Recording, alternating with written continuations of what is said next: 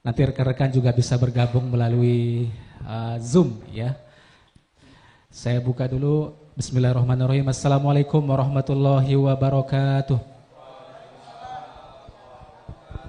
Selamat siang dan selamat datang kami ucapkan dalam acara diskusi publik fenomena Walid di Lombok, nikah batin, zikir zakar, dan manipulasi seksualitas santri.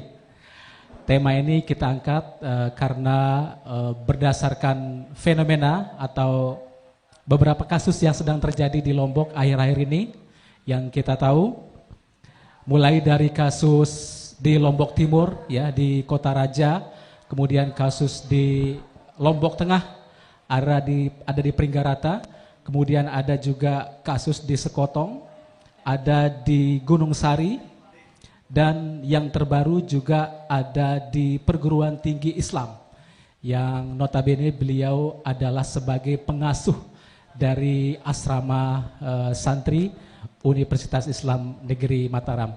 Kami masih menunggu salah satu pemateri kita yang akan hadir nanti pada sesi diskusi ini. Jadi diskusi ini nanti akan kita bahas dari berbagai perspektif ya. Dari perspektif feminisme dan juga gender nanti akan dibahas oleh Profesor Dr. Atun, dan juga dari sisi pendidikan Islam ya nanti akan dibahas oleh Ibu Rektor UNU berkenan nanti. Kemudian Pak Dr. Irfan nanti akan membahas sisi hukum ya, bagaimana penerapan hukum dan juga undang-undang terkait dengan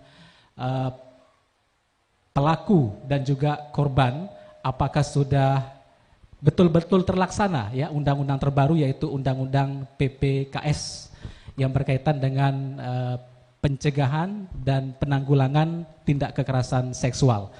Dan nanti sebagai penutup juga sekaligus nanti akan membuka acara Pak Dr. Saipul Hamdi juga akan membahas dari sisi sosial ya. Beliau kebetulan adalah sosiolog dan juga spesialis peneliti tentang agama, konflik komunal, dan peta rekonsiliasi ya. Siapa lagi kalau bukan Dr. Saipul Hamdi? Kita berikan tepuk tangan yang meriah kepada Dr. Saipul Hamdi. Salah satu tulisan beliau yang sangat fenomenal adalah Nahdlatul Wathon di era reformasi. Itu paling banyak dikutip ya. Teman-teman kalau mau baca referensi tentang dualisme Nahdlatul Wathon, ada bukunya tulisan beliau tentang Nahdlatul Wathon di era reformasi, agama, konflik komunal, dan peta rekonsiliasi. Dan segera akan kita mulai, tapi untuk lebih barokahnya acara ini mari kita buka dengan bersama-sama membaca basmalah. Bismillahirrahmanirrahim. Terima kasih, dan saya akan berikan kesempatan kepada pertama-tama kepada Pak Dr. Saipul Hamdi dulu ya sebagai tuan rumah. Silakan untuk memberikan mungkin semacam pemantik ya agar diskusi kita ini menjadi lebih hangat. Kami persilakan. Assalamualaikum warahmatullahi wabarakatuh. Alhamdulillah.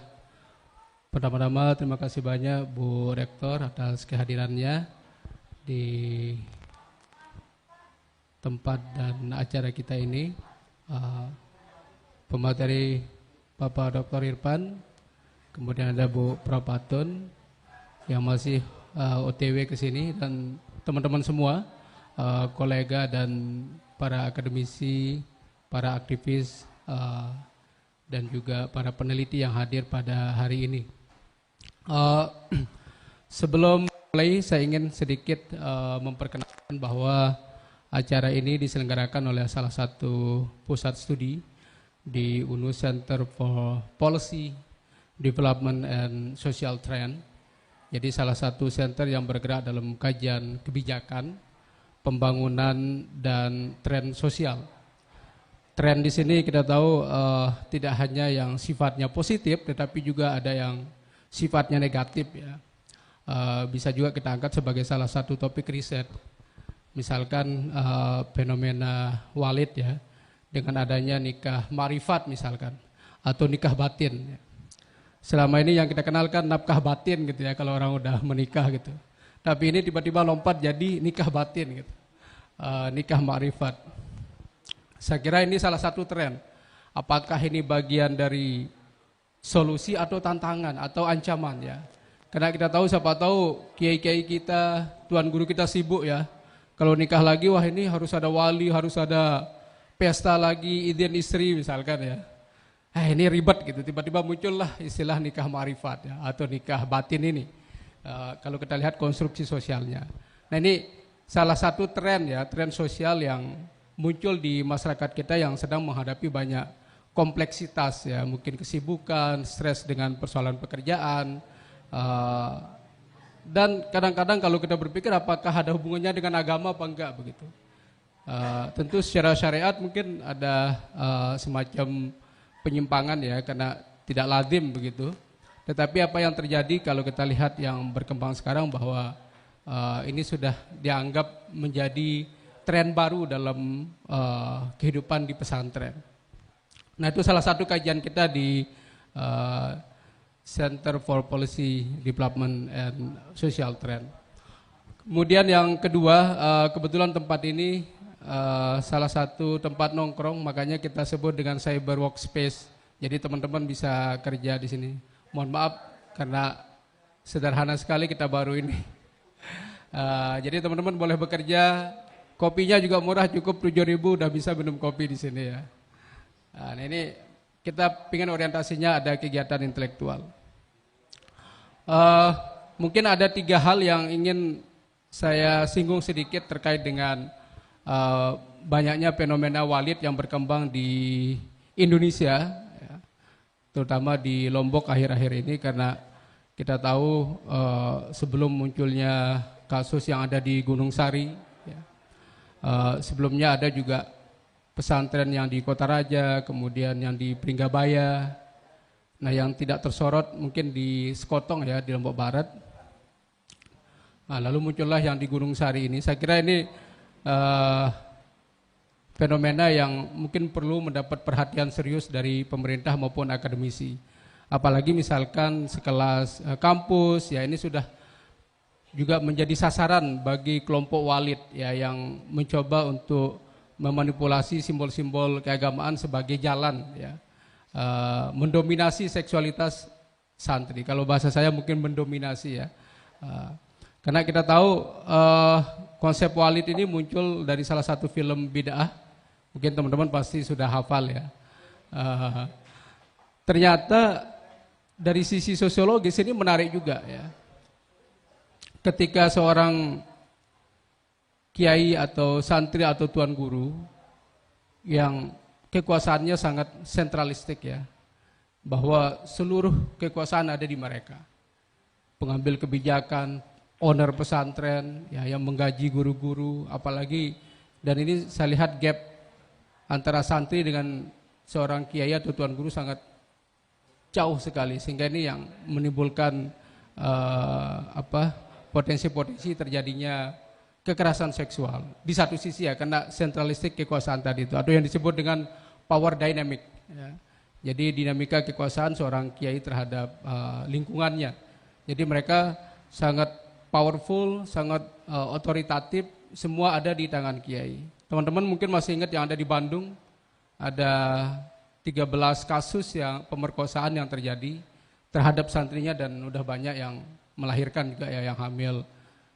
Dan lagi-lagi ini sangat sulit untuk diselidiki dan dipahami begitu. Apa sih sebenarnya motif dan juga perspektif yang dibangun oleh kelompok-kelompok ini. Misalkan ya, kayak Walid yang di Gunung Sari ini yang kita lihat bahwa ludah beliau itu bisa, ketika santri meminum ludah beliau itu dianggap akan melahirkan anak yang soleh ya.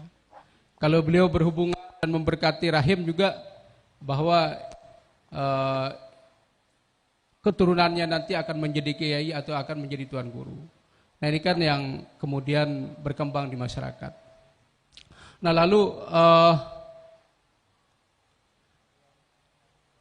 Hal yang kedua yang ingin saya garis bawahi adalah persoalan critical thinking. Kita tahu bahwa tradisi pesantren ini kan sangat submission ya, jadi kepasrahan. Bahkan konsep pengijazahan, ya, sebuah doa atau penyerahan seorang santri kepada seorang kiai. Ya, kalau di Nahdlatul Wathon kita mengenal istilah mayung sebungkul ya. Jadi sebelum menyerahkan anaknya itu, jadi seorang tua melakukan akad, ini saya serahkan mayung sebungkul. Jadi seolah-olah anaknya itu diserahkan secara total untuk dididik ya menjadi anak yang soleh. Ya. Nah, tetapi apa yang terjadi? Apakah di sini ada pergeseran ketika penyerahan ini dianggap sebagai simbol otoritas dalam semua aspek ya, spiritual, ekonomi, politik ya. Ya misalkan politik semua santri harus memilih calonnya misalkan. Ya ujung-ujungnya yang kita lihat ini belakangan ini adalah otoritas seksual yang kemudian muncul ya, di mana kiai merasa berhak untuk melakukan pernikahan ya dalam konteks persetubuhan ya yang dibungkus ideologi agama ya. Jadi ada istilah nikah ma'rifat atau nikah batin. Ini yang mungkin teman-teman perlu telusuri juga ya kalau kita lihat beberapa fenomena. Dan ini orang-orang yang punya pengetahuan agama yang dinilai dirinya sangat tinggi secara spiritual. Ya. Ini secara sosiologis ya, kita tidak menjudge. Tentu kalau dalam konteks syariat kita anggap mereka ini sedikit menyimpang lah, tidak berjalan sesuai koridor syariat. Tetapi dalam konteks sosiologi kita perlu melihat apa sih persoalannya di sini. Ya. Kenapa kemudian muncul ide dan perspektif dari seorang kiai? Karena otoritas yang begitu besar sehingga mereka merasa legal untuk mendominasi seksualitas santri begitu. Sampai-sampai santrinya tidak berani bicara, ya, tidak berani speak up. Ya. Kenapa? Karena melihat kiai aja takut, apalagi berbicara. Nah ini yang saya bilang bahwa budaya critical thinking yang ada di pesantren memang sangat-sangat rendah. Ya. Apalagi ini didorong oleh kultur submission ya, penyerahan tadi itu bahwa mereka diserah untuk menjadi anak yang soleh ya, bukan anak yang untuk digagahi misalkan gitu ya. Ini saya kira ada penyalahgunaan otoritas kalau saya lihat di sini itu catatan saya. Kemudian, nah saya ingin menyinggung terkait dengan di UIN juga. Kenapa muncul? Saya coba memahami apa sih alasan seorang dosen melakukan zikir zakar ya. Ternyata beliau alat vital itu dianggap sebagai sesuatu yang suci. Ya. Jadi kalau mau zikirnya cepat diterima oleh Allah, ya, dia harus berzikir dalam konteks zakarnya harus dizikirkan begitu. Ini perspektif ya, kita baca perspektif pelaku dari sisi sosiologis. Kenapa kemudian isu zikir zakar kemudian menjadi salah satu persoalan besar juga di kampus kita. Bahkan, nah ini ketika pelaku tidak punya korban, ya, saya coba lihat muncul rayuan, misalkan wah kamu zakarmu lagi sakit tak obatin begitu. Jadi apakah ini sebuah penyembuhan begitu kan? Ya, kacamata. Karena dari sisi sosiologis memang kita tidak bicara menjudge, ya, menjustifikasi orang ini salah apa tidak, tetapi kita mencoba untuk melihat bagaimana perspektif, bagaimana konstruksi berpikirnya ya. Salah satu misalkan pendamping ini ya Pak Joko mengatakan Walid yang ditahan yang sekarang itu kan dianggap itu jasadnya aja yang ditahan, tetapi orangnya ada di Gunung Rinjani begitu. Ini isu yang berkembang di masyarakat, doktrin yang dikembangkan ya. Supaya apa? Supaya masyarakat tetap percaya, tetapi ya inilah realitas. Ada hal-hal mistik yang mungkin perlu kita bongkar di sini. Tidak hanya yang sifatnya artifisial yang di luar, tetapi apa yang di dalam begitu ya, dalam konteks kerangka berpikir mereka. Kemudian mungkin yang lain-lain, Bu Rektor sama Bang Irfan mungkin bisa menambah nanti ya.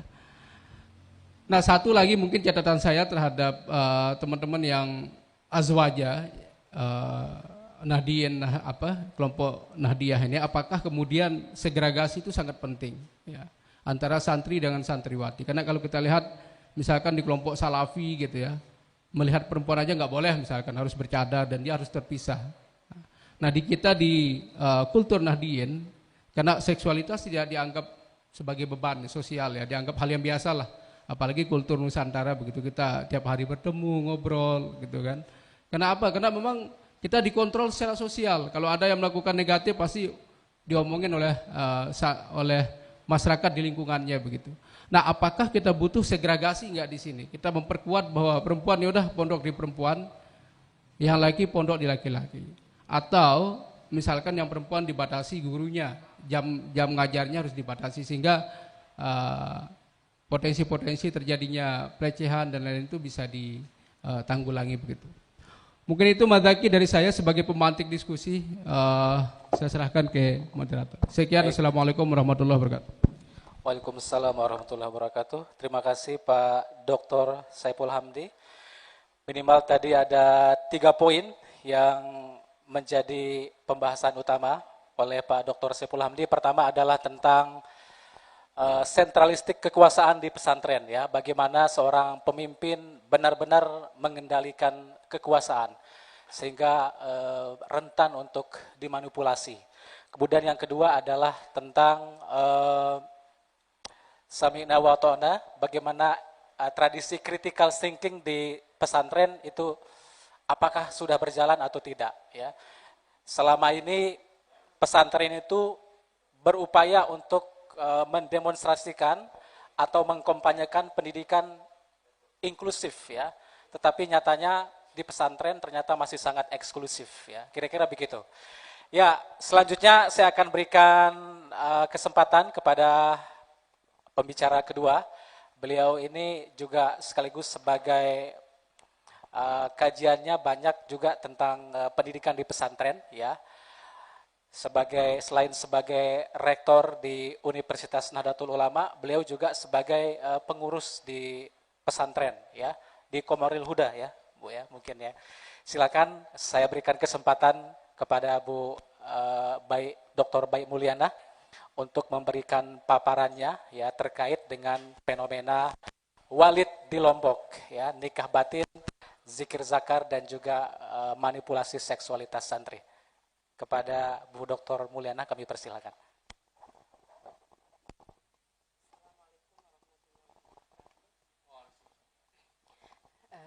Bismillahirrahmanirrahim. Alhamdulillahirabbil alamin wassalatu wassalamu ala asyrafil mursalin Sayyidina Muhammadin wa ala alihi wa sahbihi ajmain. Rabbi shrah li sadri wa yassir li amri wahlul 'uqdatam min lisani yafqahu qawli, amma ba'du.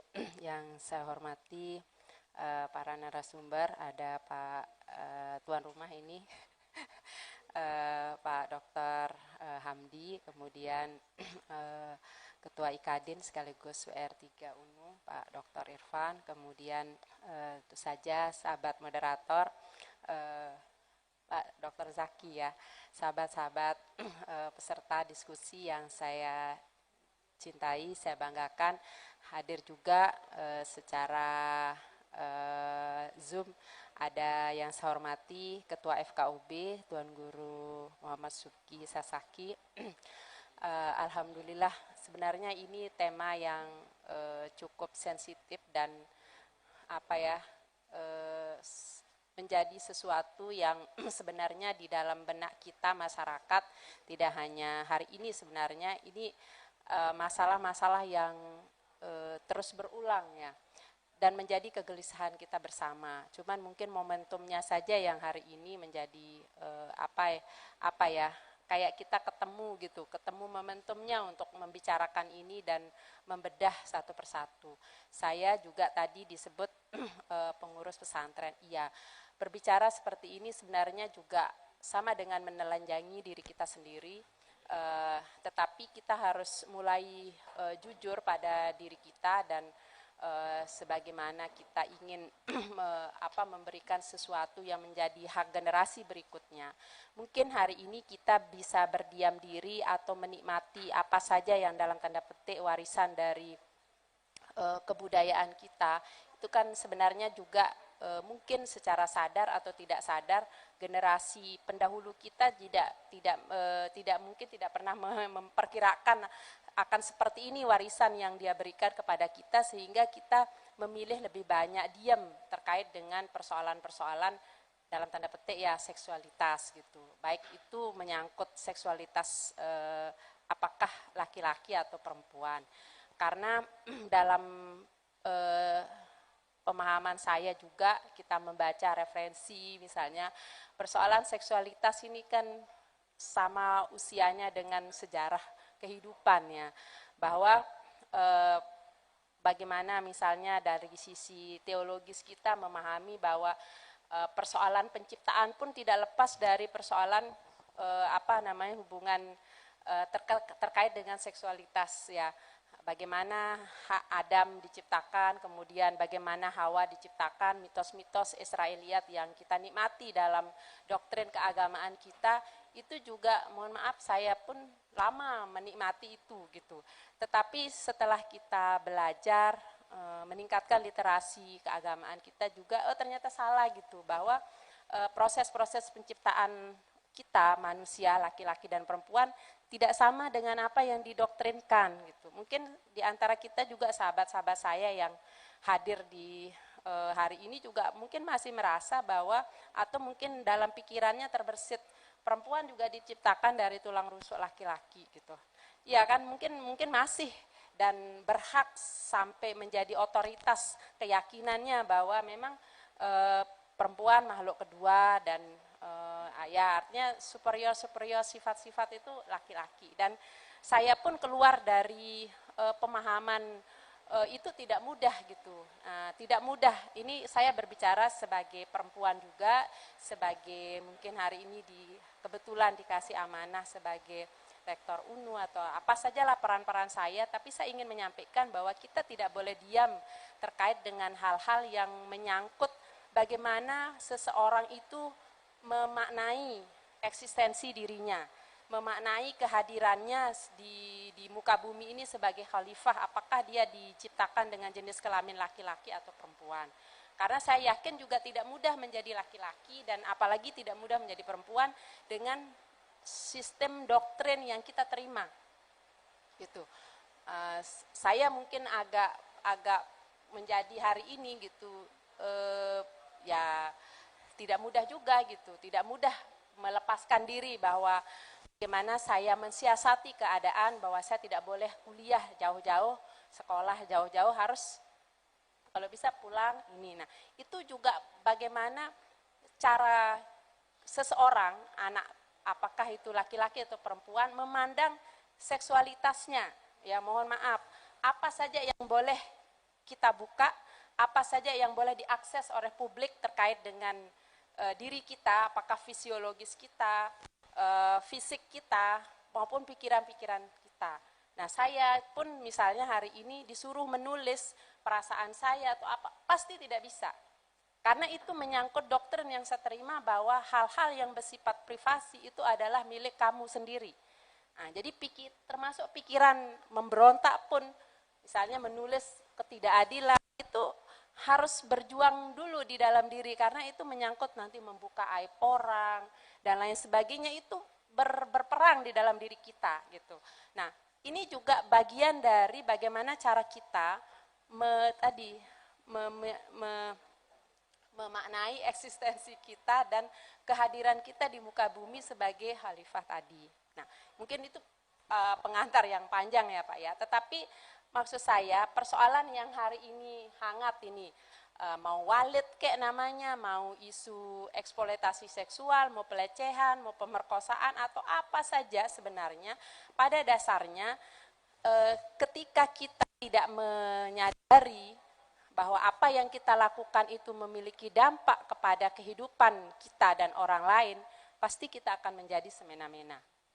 Pasti potensi memanipulasi apapun itu bisa terjadi kepada siapa saja, mau orang berilmu, mau orang punya pangkat, jabatan atau apa saja, itu rentan sekali gitu. Karena memang kita manusia punya potensi untuk moral hasad itu ya, tidak ada jenis kelamin, tidak ada status siapapun. Bahkan orang yang paling berkuasa sekalipun juga bisa membuat manipulasi-manipulasi atas nama kekuasaan yang dimiliki. Gitu. Apalagi ini rentan sekali relasi persoalan eksploitasi seksualitas itu rentan sekali dengan relasi kuasa ya. Siapa yang berkuasa, mendoktrin, menguasai wacana. Kayak tadi, menguasai wacana tadi. Oh, saya ustadz, saya kiai, saya dosen. Di posisi-posisi superior, sementara mahasiswa posisi inferior. Saya kebayang anak-anak muda, anak-anak saya, bisa saja itu anak saya, ponakan saya, adik saya, sepupu saya, dan lain sebagainya. Ketika dia mempunyai pemikiran yang cerdas, memiliki mimpi, kecerdasan intelektual yang luar biasa, dia bermimpi menemukan guru-guru, menemukan mentor, coaching yang bagus, yang benar-benar peduli. Tetapi manusiawi juga, ini dia geneh nih, geneh atau apa ya? Cantik, bersih, kulitnya putih, mulus, apalagi pinter dikit, aduh dah. Pasti kecenderungan manusiawi kita pasti akan memilih dia menjadi sesuatu yang istimewa. Itu nggak bisa dipungkiri. Gitu. Saya pun membalik, sampai saya sering dibully, mohon maaf. Bu Rektor tuh nggak pilih teman, ada yang pengot, ada yang... Karena apa? Saya mencoba merubah mindset yang saya bangun. Bahwa yang disebut ganteng, yang disebut cerdas itu adalah otaknya. Nah, itu lama sekali saya mendoktrin diri bahwa saya tidak mau bergaul dengan orang-orang yang hanya modal ganteng atau cantik gitu, tapi isi otaknya kosong. Nah, tapi alhamdulillahnya lingkungan saya menciptakan itu. Guru saya bilang seperti itu. Selamat datang Bu Prof. Nah, selamat datang Bu. Ah, ini pakarnya ini. Ya, monggo. Lewat.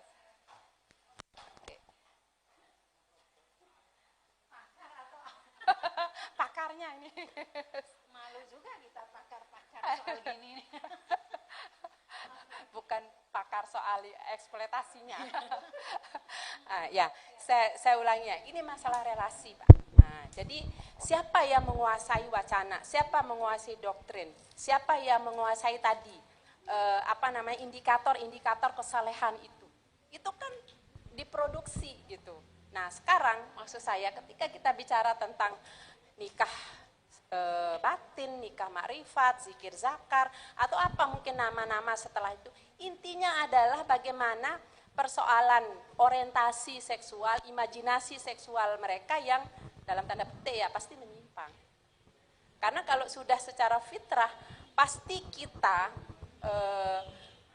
ya saya nggak tahu yang lain ya, tapi yang saya pahami secara fitrah bahwa kecenderungan kita untuk berhubungan dengan lawan jenis ya, ini fitrah gitu. Jadi tidak ya termasuk ya mohon maaf LGBT dan lain sebagainya itu kan perilaku menyimpang. Nggak ada ceritanya. Kenapa misalnya dalam sejarah kenabian kita ada nabi ada umat yang dikutuk oleh Allah karena menyukai sesama jenis. Itu kan dalam pasti penyimpangan sejarah itu. Termasuk yang seperti ini, yang hari ini fenomena-fenomena itu siapa yang bilang normal? Kalau dia normal, misalnya kalau saya ya katanya bukan walaupun tidak saya setujui ya. Tetapi kalau dia normal gitu, kalau dia mau main beli saja, iya kan? Beli saja dia pergi ke apa itu ya. Tapi ini karena tidak normal, dia menggunakan kekuasaannya untuk mengeksploitasi doktrin, kayak apa memanipulasi ayat, kayak atau apa kekuasaan, ya bisa saja. Jadi nggak perlu orang berakal, nggak perlu orang berilmu. Kalau sudah masalah keinginan nafsu ya hilang semua teori-teori agama, teori ini nggak ada. Karena yang ada adalah kehilangan rasa malu. Bukan malu sama manusia, manusia bisa ditutupi, mau bersumpah balu likur kali saya tidak pernah sentuh, siapa yang tidak ada saksi apalagi. Nah, tetapi ketika kita malu sama Allah, malu sama yang menciptakan kita, ya mau tembok Cina seperti apapun nggak akan bisa menutupi rasa malu kita.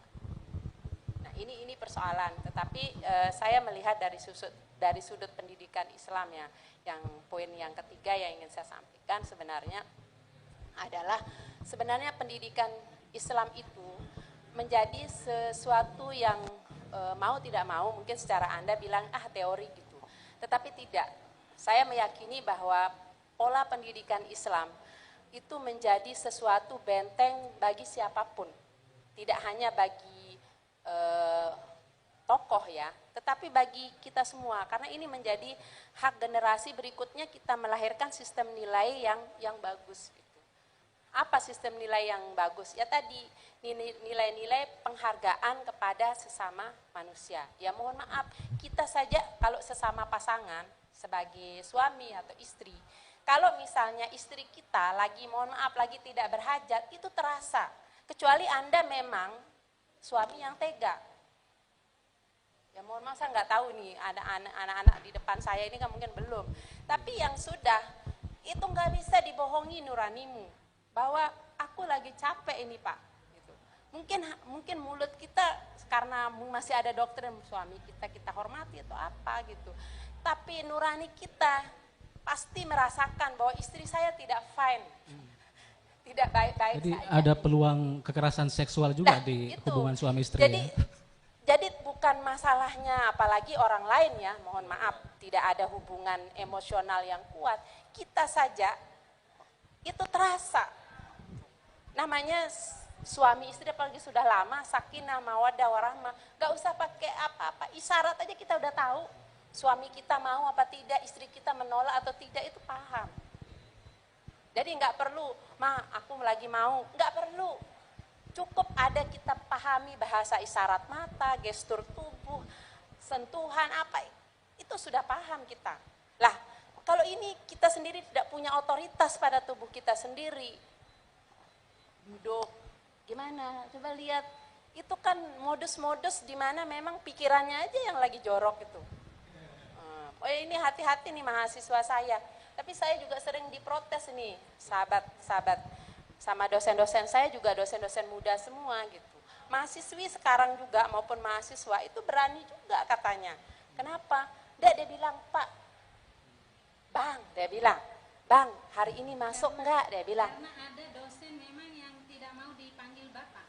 Ya itu kan, Kak, dia bilang juga, Kak, besok pagi jam 9, jam kedua Pak, jamnya, dia bilang. Lah kalau tulisan kan tidak ada penafsiran. Tapi kalau pakai suara, Bang, besok ada jam. Beda lagi, intonasi itu mempengaruhi psikologi. Modus juga ini berarti ya Bu. Nah itu maksud saya, jadi ya sama-sama juga kita ini. Saya sering ini ada Pak WR3 juga, sering juga gimana tapi Bu ini buktinya. Nah ini hal-hal yang tentu saja mungkin menjadi kewaspadaan kita bersama bahwa siapapun bisa menjadi pelaku. Nah ini kata kunci dari saya, siapapun bisa menjadi pelaku dan siapapun bisa menjadi korban dari kekerasan seksual ini. Baik itu manipulasi ayat, manipulasi doktrin, manipulasi, ya termasuk saya juga mungkin menjadi korban. Karena apa? Kita mohon maaf lagi jerawat saja menjadi tidak pede. Karena apa? Karena yang dieksploitasi hari ini yang cantik itu begini gitu. Jadi kadang-kadang dalam situasi mungkin kita lagi down gitu, ikut juga terpengaruh. Iya ya kok ada jerawat saya misalnya kayak gitu. Nanti nggak cantik lagi. Nah, itu juga menjadi sesuatu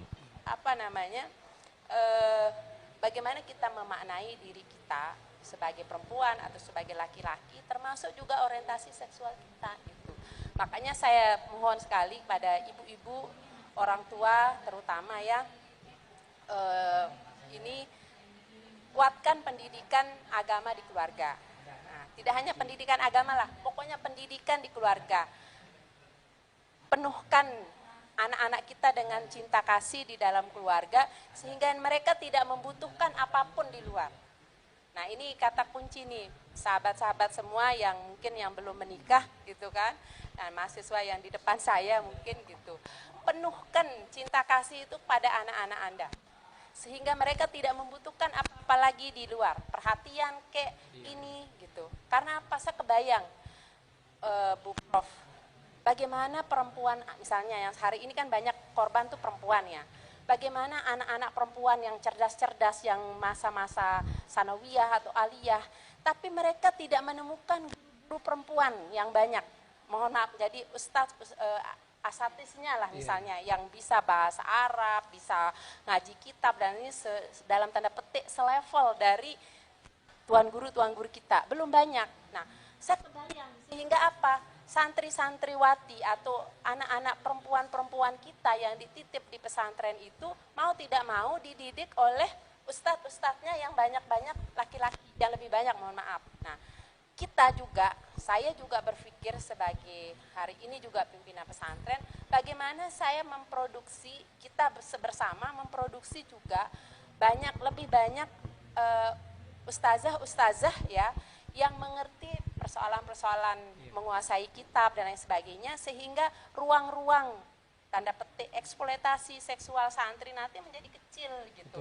Kalau ini kan masih tersentral kayak tadi, pimpinan pondoknya yaitu jadi pengajar kitabnya, itu menjadi pembimbing tahfiz, pembimbing ibadahnya yang bangun. Nah, ini kan menjadi potensi untuk tadi manipulasi seksual itu menjadi sangat rentan dan terbuka lebar. Nah, mungkin itu dari saya, sehingga ayo bersama-sama kita mengakhiri ini, saling mengawasi gitu, karena bisa saja kita menjadi korban atau menjadi pelaku dari proses-proses hari ini. Baik. Demikian mungkin itu dari saya. Terima kasih. Baik. Assalamualaikum warahmatullahi wabarakatuh. Assalamualaikum warahmatullahi wabarakatuh. Luar biasa Bu Dr. Baik Mulyana tadi memberikan pemaparan kepada kita semua bahwa potensi manipulasi seksual itu bisa saja terjadi dimanapun ya. Jadi tidak hanya di tempat yang kita diskusikan saat ini di pesantren, tetapi dimanapun ya. Oleh karena itu benteng yang paling kuat adalah memberikan pendidikan agama kepada anak-anak kita di lingkungan keluarga dulu ya Bu ya, Dokter ya. Kemudian beliau juga masih percaya bahwa benteng yang paling kuat itu adalah pendidikan Islam, yaitu yang paling kokoh ya. Walaupun saat ini mungkin kita belum melakukan survei terbaru ya. Kami pernah melakukan survei pada tahun 2022 bahwa lebih dari 80% ya teman-teman di universitas ini di antara dosen, mereka lebih condong untuk memasukkan anak di pesantren yang berbasis agama ya. Itu penelitian kami lakukan di Bumi Gora, di Undikma, dan satu lagi di Unram.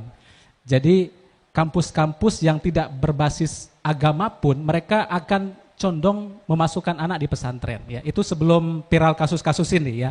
Kita tidak tahu sekarang apakah ya kecondongan orang-orang di Nusa Tenggara Barat ini akan meningkat atau mungkin berkurang di pesantren kalau trennya seperti ini ya. Nanti akan kita bahas lebih mendalam lagi. Selamat datang Bu Prof. Dr. Atun. Saya beberapa kali membaca kajian beliau, tulisan-tulisan beliau tentang gender dan juga feminisme. Salah satu yang paling banyak dikutip itu saya lihat tentang Woman Initiated Divorce ya, yang ditulis sama Dr. Bianca G. Smith ya kalau tidak salah ya. Nah, nanti beliau akan mengupas dari sisi feminisme dan juga gender. Kenapa kok yang selalu menjadi korban ini banyak perempuan begitu ya.